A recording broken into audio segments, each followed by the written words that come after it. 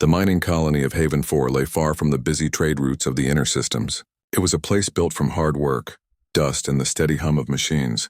Small domes rose from the rocky surface of the planet, their thin metal walls keeping out the endless winds that blew across the barren land.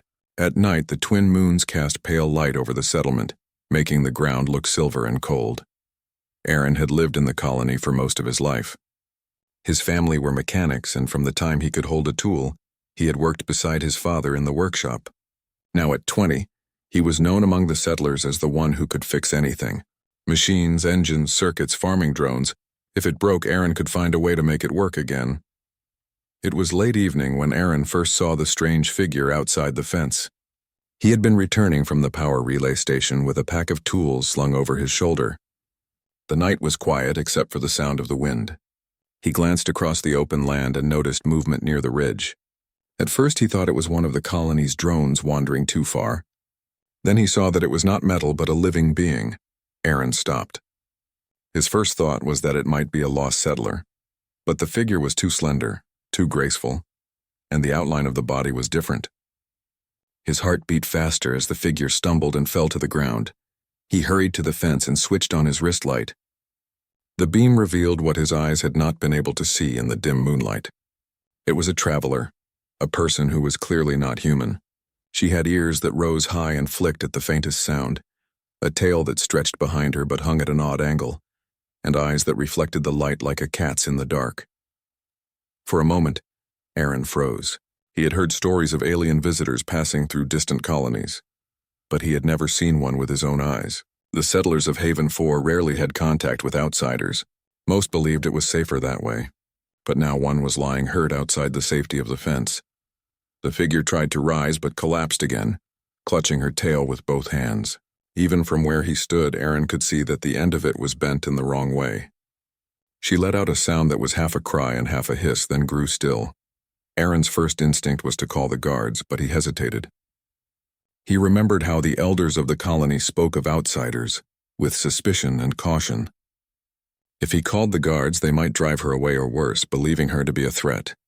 Yet when he looked at her, lying there in the dust with pain clear in her movements, he felt something different. She did not look like an enemy. She looked like someone in need. Without giving himself more time to doubt, Aaron tapped the gate control and stepped through. The cold night air wrapped around him, and the wind carried grains of dust against his face. He hurried across the ground until he reached her side. "Can you hear me?" he asked softly. He knew she would not understand his language, but the tone mattered. He crouched down, keeping his hands where she could see them. Her eyes opened, golden in the light. For a brief second, fear flashed across her face, but then her gaze settled on him. She did not move away, though her breathing was quick. Aaron slowly reached into his pack and pulled out a small scanner.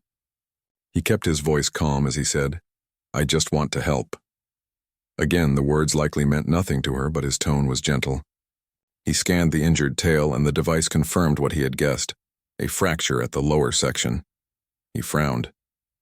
This was not the kind of injury he could leave unattended. Without support, the bone could heal wrong, and she would carry the pain forever. She needed care, and likely the medical bay, but he knew what would happen if he brought her there.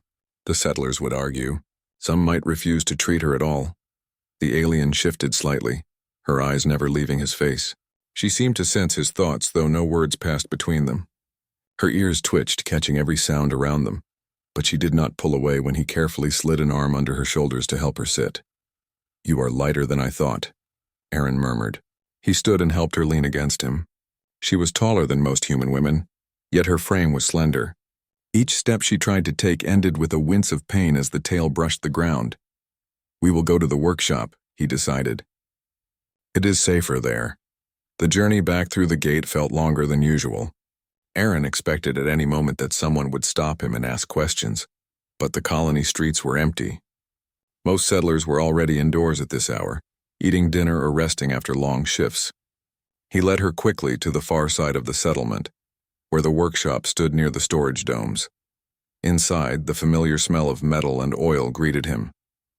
The alien looked around, her wide eyes scanning the tools, the spare parts, and the glowing lights of half-repaired drones. She gave a soft sound, perhaps curiosity or perhaps relief. Aaron guided her to a bench and helped her sit down. He crouched in front of her, Your tail needs support, he said. He tapped his chest and then pointed to her tail, hoping she would understand. I can fix it. For a moment she only stared at him. Then slowly she gave the smallest nod. Aaron worked carefully.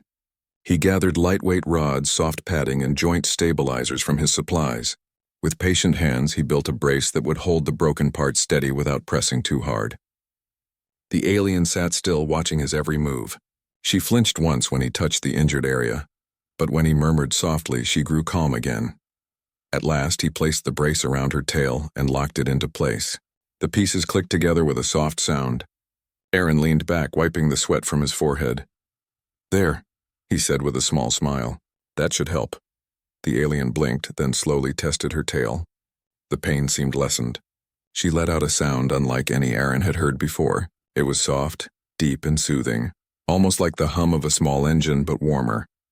It took him a moment to realize what it was. She was purring. Aaron froze, surprised. He had never imagined that an alien could make such a sound. But as she looked at him, her eyes brighter now, he understood the meaning. It was not a warning or a threat. It was gratitude. The sound filled the workshop, blending with the hum of the machines, and for the first time that night, Aaron felt the weight of fear lift from his chest. He had done the right thing.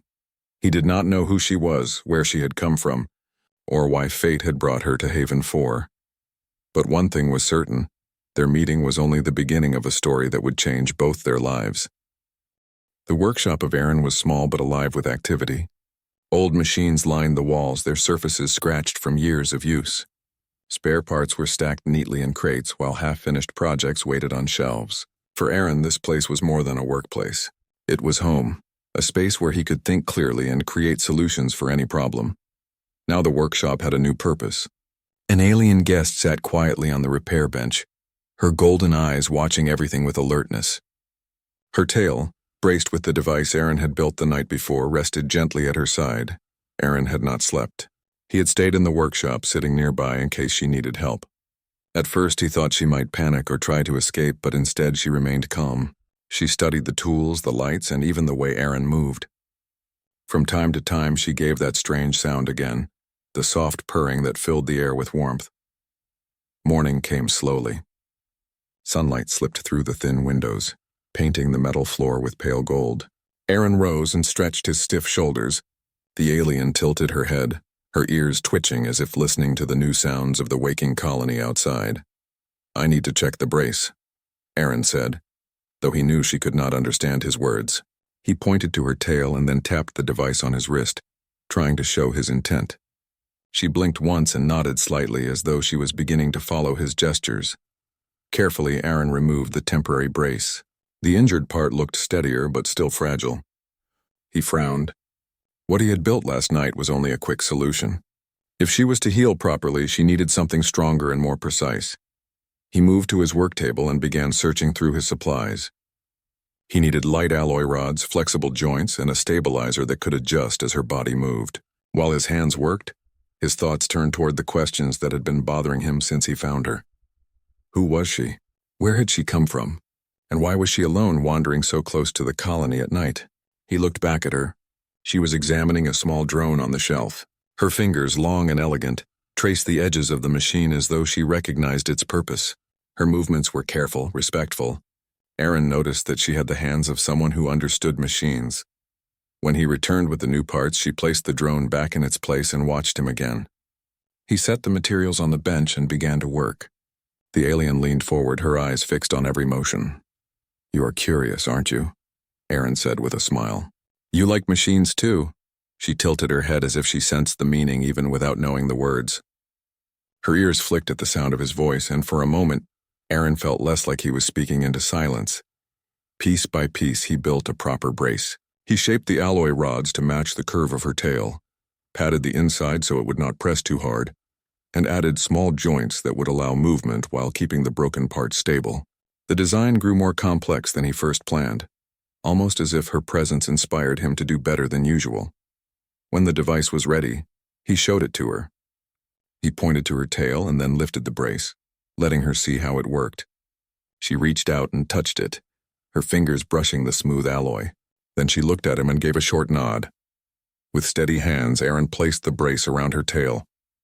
She winced once as the injured bone shifted, but she made no sound of protest. Instead, she kept her gaze on his face as if trusting him completely. Aaron tightened the last strap and stepped back. "All done," he said softly. "Now try." She moved her tail carefully. The brace supported it well, keeping it steady while still allowing gentle motion. The pain in her face lessened. Slowly, the soft sound began again, the low, steady purr that had filled the workshop last night. Aaron could not help but laugh quietly. "You really do like that, don't you?" The alien's eyes brightened.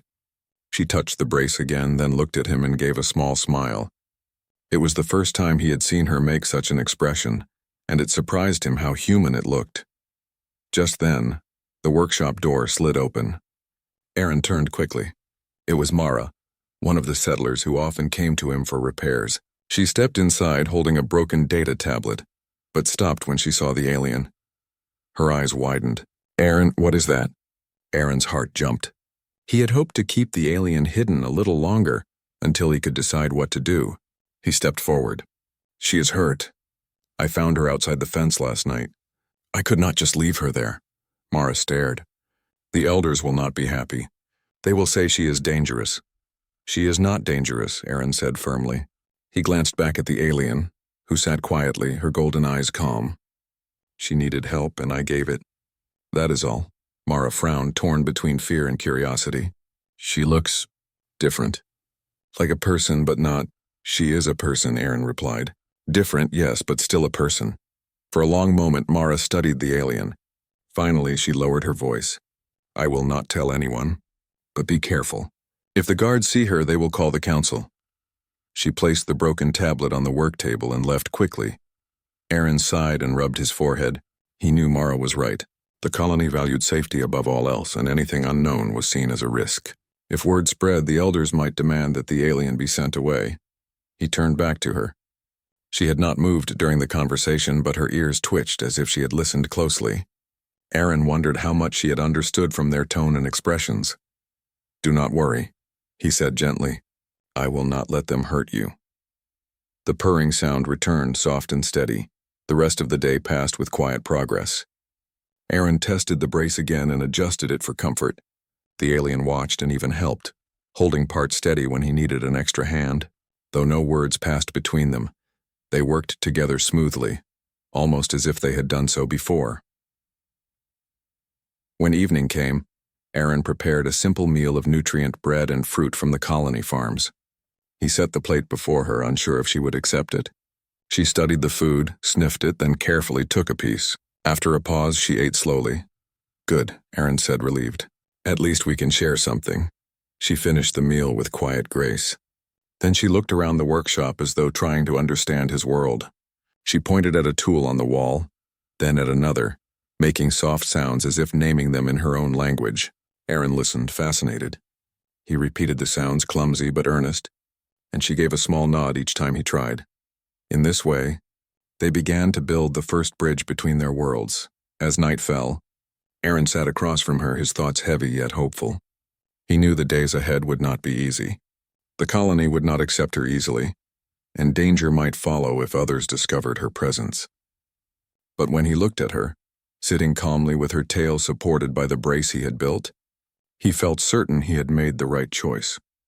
For the first time in his life, Aaron realized that helping one stranger could mean more than repairing any machine. It could change the future of the entire colony.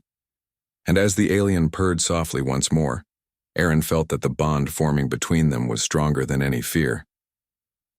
The days that followed passed in a quiet rhythm. Aaron kept the alien hidden in his workshop, though he knew it could not last forever.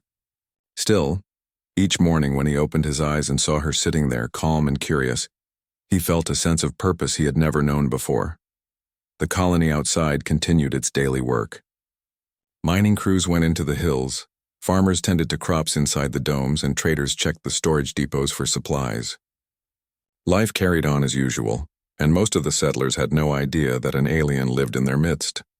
Aaron was careful to keep the doors shut, and he avoided visitors when possible. Only Mara knew, and she had kept her promise to remain silent. Inside the workshop, A strange friendship grew, the alien, whom Aaron had begun to call Mira after hearing the soft sound she made when pointing to herself, was healing. The brace around her tail held firm and the pain seemed less each day. She could move more freely now, and sometimes he even caught her stretching with surprising grace, her ears twitching at every noise. At first their communication had been little more than gestures, but slowly Mira began to pick up human words. Aaron noticed how carefully she listened whenever he spoke. She repeated sounds in her own accent, soft and musical, then tried again until the words became clearer. On the third morning, Aaron pointed to a spanner on the work table. "Tool," he said firmly. Mira tilted her head and repeated, "Tool." The word was stretched but close enough. "Yes," Aaron said, smiling. He handed it to her. "Tool."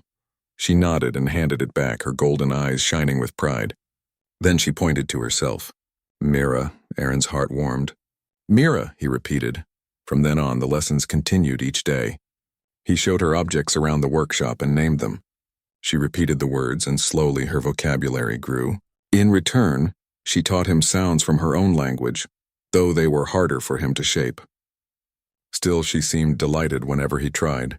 Sometimes they shared laughter when his tongue stumbled on her strange syllables. It was a simple sound, but it filled the workshop with life.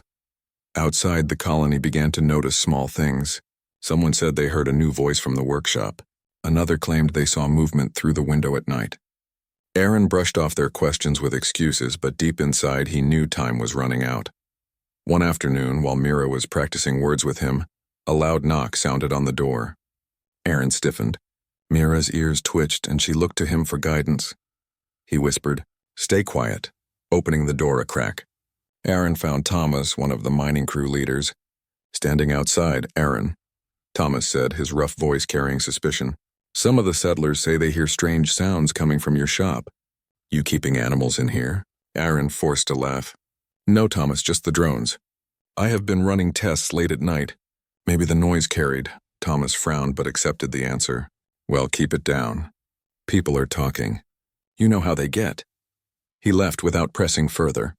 Aaron closed the door with relief. Mira had hidden behind a shelf, watching quietly. When he met her eyes, she stepped out and gave a small smile, as though to say she trusted him completely. That trust only made him more determined to protect her. The following day, Mira surprised him. While he worked on repairing a farming drone, she stepped closer and touched the panel he was adjusting. She spoke a short phrase in her language, then pressed the right switch. The drone powered up smoothly. Aaron blinked. "You understand this?" Mira nodded. "Machine," she said in halting English. "Same. In my home." Aaron stared at her with new respect. She was not only learning words, she already had knowledge of machines, perhaps even more advanced than his own. Together they worked on the drone, and Mira showed him small adjustments that improved its efficiency. By evening, Aaron realized something important. Mira was not just a visitor in need of care. She had skills that could benefit the colony, if only they would accept her. But he knew that would not be easy. The elders feared the unknown, and the guards followed orders without question. Convincing them would take time, and proof that Mira meant no harm. In the meantime, Aaron and Mira continued their quiet lessons. She learned to say simple sentences. "Aaron, fix machine." "Mira, help." "Food good." Her voice was soft, her accent thick, but her progress was steady. At night, after the long hours of work, they sometimes sat together in silence. Aaron would tell her stories of Haven 4, of how the settlers came to this distant planet seeking resources. Mira listened with focused eyes, her ears flicking at every sound. She could not understand every word, but the tone and rhythm seemed to comfort her.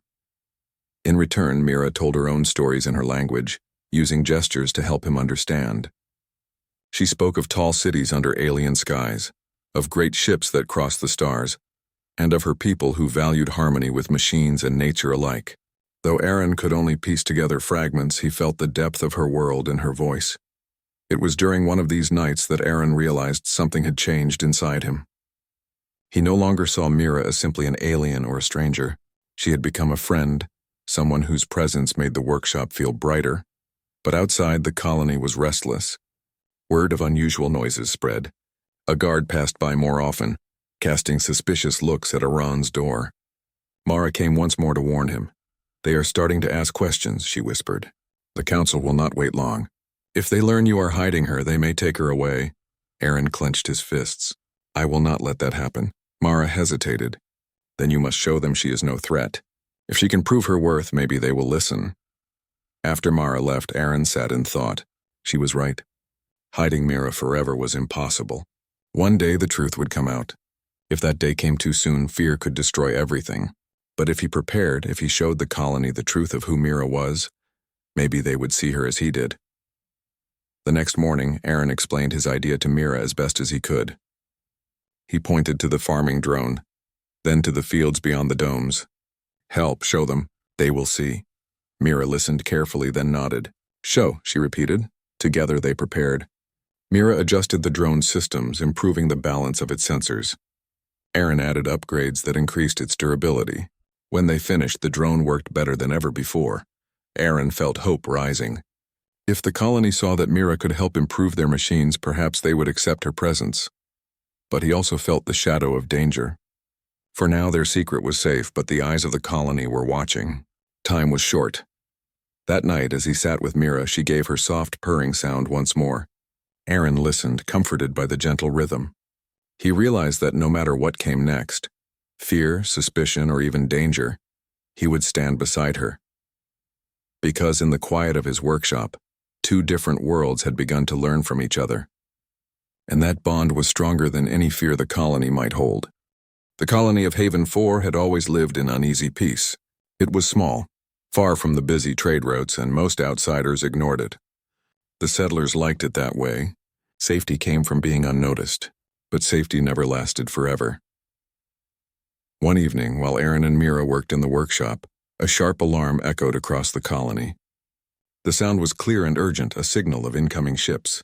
Aaron froze, his hand halfway to the tool he had been using. Mira's ears twitched and her golden eyes grew narrow. Raiders, she said, her English halting but steady. Aaron turned to her, shocked. You know them? Mira nodded slowly. She placed her hand on the table, tracing a shape with her finger. She drew a circle, then small arrows pointing inward. Her voice was low. Raiders come, take, destroy. Aaron felt a chill. He had heard stories of raider attacks on distant colonies, bands of pirates who stripped settlements of resources, leaving nothing behind but ruins. Haven 4 had weak defenses. Its guard force was small, armed with basic rifles and a few aging turrets. Against raiders, they had little chance. The alarm ended, replaced by the voice of the colony elder over the speakers. All settlers returned to shelters at once. Guards to the walls. This is not a drill. Aaron turned back to Mira. She was calm, but her tail twitched with restless energy. You know how to fight them? He asked. Know them, Mira said. My people fight before. She pointed to the drone on the table, then to the defense screens above the door. I help. Aaron hesitated for only a moment. The colony would never trust her, but they needed her knowledge. If she could strengthen their defenses, she might be the only chance they had. Then we will do it together, he said. The colony was in chaos when they stepped outside. Settlers hurried toward the shelters, carrying children and supplies. Guards shouted orders, trying to maintain order as they moved toward the gates. The air was tense, filled with fear. Aaron pulled his hood low to hide Mira as best he could. They made their way to the power station, where the defense systems were controlled. The small building buzzed with activity. Screens showed the radar display of 3 ships approaching the planet. The guards inside turned when Iran entered. One of them, Captain Brand, scowled. Aaron, what are you doing here? You should be in the shelters, Aaron spoke quickly. I can help. The power relays are weak. If they overload, the shields will collapse. Brand muttered under his breath but nodded. Fine, make it quick. Aaron led Mira to the control panel. She bent over the systems, her fingers moving with surprising confidence. Her golden eyes scanned the screens, and she spoke softly to Aaron in a mix of English and her own language. Shield wrong, she said. Flow not strong. Must change here. She pointed to the relay settings. Aaron understood. He typed rapidly, adjusting the circuits. Sparks flickered and the light steadied. The shields hummed louder, their field growing stronger. Brand frowned. What did you just do? Aaron swallowed. Improve the power flow. It will hold longer now. The captain eyed him but said nothing. For the next hour, Mira guided Iran through the defenses. She showed him how to align the turrets for better coverage, how to balance the shield strength across weaker panels, and even how to program the drones for patrol duty. Aaron translated her instructions into action, moving faster than he ever had. Together, they turned the aging defenses of Haven 4 into something stronger than anyone expected. As the enemy ships drew closer, the elders called an emergency council. Aaron knew he could not hide Mira any longer. He stood before the council chamber with Mira at his side. The guards hesitated, their weapons shifting nervously when they saw her. "Aaron, what is this?" Elder Rin demanded, his voice sharp. "You bring a stranger here in our hour of danger?" Aaron spoke firmly. "She is not a stranger. She is Mira. I found her injured outside the colony and I helped her. She knows the raiders. She knows how to fight them. Without her, the shields would already be failing." The council murmured in shock. Some voices rose in anger, others in fear. Elder Rin scowled. "We cannot trust her. She may be leading them here." Mira stepped forward. Her voice was soft but clear. "No lead, help." She placed her hand over her chest, then pointed to the defense screen. "Raiders bad. I fight too." The chamber fell silent. Her words were broken, but her meaning was clear. Aaron looked at the elders. "We can choose fear or we can choose survival. She has already saved us once tonight. We need her." At last, Elder Rin gave a slow nod. "Very well. But if she betrays us, it will be on your head, Aaron." Aaron met his gaze without fear. "She will not betray us." The night deepened as the raider ships entered orbit. The colony's defenses glowed with energy, ready for the first strike. Aaron and Mira stood side by side in the control room, their hands moving quickly over the systems. The first attack came in a flash of fire. The raiders fired plasma cannons at the shields, sending ripples of light across the dome. Settlers gasped, but the shields held firm. "Good," Mira said, her eyes sharp. "Hold strong." Aaron adjusted the power flow, redirecting energy to the damaged section. Mira activated the drones, sending them into the sky with a low hum. The small machines darted forward, harassing the raider fighters and buying precious time. The battle raged for hours. The raiders circled, searching for weak points, but each time they struck, Mira guided Aaron to strengthen the defenses.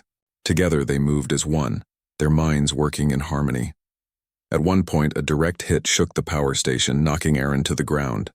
Mira reached out, pulling him back to his feet with surprising strength. "No, stop," she said firmly. "Fight." Aaron nodded, determination burning in his chest. The settlers watched in awe. They had expected to fall quickly, yet their defenses held stronger than ever. Whispers spread through the shelters. The alien was helping them. She was fighting for them, not against them. By dawn, the raiders retreated, their ships damaged and their attack broken. The colony was battered but still standing. Cheers erupted across Haven 4 as the danger passed. In the control room, Aaron leaned against the console, exhausted but smiling. Mira stood beside him, her golden eyes calm. The soft purring sound rose once more, filling the air with warmth. "You saved us," Aaron said quietly. Mira shook her head. "We saved together." The elders called another meeting that morning. This time the voices of fear were weaker. Many settlers had seen with their own eyes how Mira had fought for them. Some even spoke of gratitude. Elder Rin looked tired as he addressed Aaron. "You were right. Without her, we would not have survived. For now she may stay, but know this, trust is fragile." "She must earn it," Aaron nodded. "She already has." As the settlers returned to their work, Mira walked through the colony openly for the first time. Children peeked from behind doors, curious rather than afraid. Farmers offered cautious nods. The sound of her purring followed Aaron wherever they went, a symbol of the bond they had forged. For the first time in its history, Haven 4 had faced the shadows of the horizon and survived. And at the heart of that victory was not just the strength of machines or shields, but the trust between a human and an alien who had chosen to fight side by side. The sun rose slowly over Haven 4, casting golden light across the valley. The colony was quiet, almost peaceful, but signs of the battle still marked the land. Scorch marks blackened the ground where raider fire had struck. Damaged drones lay scattered across the fields, their broken frames smoking faintly. The shield dome flickered with patches of weakness, barely holding after the long night of fighting. Despite the scars, the colony still stood. And for the settlers, Survival meant hope. Aaron walked through the settlement, his body aching from exhaustion but his heart light. He had not slept, yet he felt awake. Everywhere he went, settlers greeted him with nods, some even patting his shoulder in quiet thanks. But he knew the true reason they were alive was not himself alone. It was Mira. He turned his gaze and found her near the workshop, examining one of the damaged drones. Her hands moved with gentle care, smoothing dents and checking circuits. Her golden eyes reflected the morning light, and her ears twitched as she listened to the faint hum of the machine. As Aaron approached, Mira looked up. A soft sound rose from her chest, the now familiar purr. It was warm, steady, and filled with trust. "You should rest," Aaron said. "You have worked all night," Mira shook her head. "Fix drones. Need for guard." Her voice was broken, but her meaning clear. Aaron smiled faintly, always thinking of others. He crouched beside her, helping lift the broken machine. Together, they placed it on the bench. He looked at her carefully. "How do you feel?" "You fought hard." Mira paused, tilting her head. "Tired, but strong." She placed her hand over her chest, then over his. "We strong." The simple words touched Aaron deeply. For a moment, the sounds of the colony faded. It was just the two of them, standing in quiet understanding. The council called a meeting later that day. The settlers gathered in the central square, voices low with curiosity. Many had heard the purring sound that followed Mira wherever she walked. It was strange, yet oddly comforting. Some no longer looked at her with fear, but with cautious respect. Elder Rin stood before the crowd, his hands resting heavily on his staff. His face was lined with worry, but his voice carried strength. "Last night we faced destruction. The raiders came to take our home, and many believed we could not survive. But we did. Not only because of our guards or our shields, but because of unexpected help." He turned his gaze toward Mira, who stood beside Aaron. "This one, though not of our kind, fought for us. She stood at our side when others might have fled. Without her, we would not be here now." Murmurs swept through the crowd. Some nodded, some remained uncertain, but none spoke against the elder. Rin continued, "We are a small colony, far from the centers of power. We cannot afford to reject those who bring us strength. Therefore, Mira will be allowed to stay. She will live among us, not as a stranger, but as one of Haven 4. The announcement hung in the air. Then slowly applause began. It was not loud at first, but it grew, spreading from one settler to another. Children clapped eagerly, their laughter ringing out. Farmers raised their hands in greeting. Even some guards gave reluctant smiles. Mira's ears twitched and her eyes widened. She had expected distrust, maybe even anger. Instead, she felt warmth. Her purr deepened, so steady it could be heard by all nearby. Aaron leaned close and whispered, "They are starting to see the real you." Mira glanced at him, her tail curling gently. "Thanks to you," she said softly. The days that followed were filled with rebuilding. Broken drones were repaired, the shield systems reinforced, and the scorched land cleared for planting again. Mira worked beside the settlers, surprising them with her knowledge. She showed them how to improve the drone's balance, how to make shield relays last longer, even how to build small traps that could warn of intruders. At first, settlers watched her with caution, but soon they began to approach her with questions. Children followed her as she worked, giggling when her ears twitched or when her tail flicked playfully. She answered them in her slow English, sometimes using gestures to explain. One child asked, "Why do you purr?" Mira tilted her head, placing a hand on her chest. "Happy, safe, with friend." She looked at Iran when she said it, and the settlers around her smiled knowingly. The sound of her purring became a part of colony life. At night it echoed softly in the workshop where she and Aaron repaired machines.